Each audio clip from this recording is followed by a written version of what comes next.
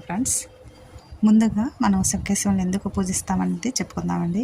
శివాయ విష్ణు రూపాయ అంటాం కదండి. హరిహరులు మాసమని మనకి ఈ నెలలో కూడా మనం పిలుచుకుంటాము.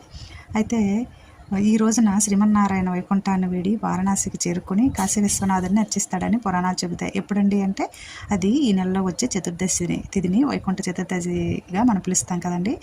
అందుకని అలాగా మనం పూజ చేసుకుంటాం. అయితే విష్ణుమూర్తి రామావతారం దాల్చినప్పుడు పరమేశ్వరుడే ఆంజనేయుడిగా అవతరించారని చెప్పుకుంటారు కదండి.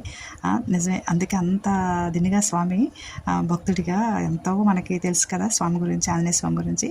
అయితే రావణ సంహారంలో తన వంతు సహకారాన్ని చాలా వరకు అందించారు మన ఆంజనేయ స్వామి, అంటే శివయ్య, ఆంజనేయ రూపంలో ఉన్న శివయ్య. హరిహరులిద్దరూ జలంధరుడిని చంపేటప్పుడు, జలంధరుడి గురించి కూడా ముందు వీడియోలో తులసి జలంధరుడు గురించి కూడా మనం తెలుసుకున్నాం కదండి. అంటే హరిహరులిద్దరూ కూడా కలిసి జలంధరుడిని అంతం చేశారు. కాబట్టి శివభక్తి గొప్పదా విష్ణుభక్తి గొప్పదా అనే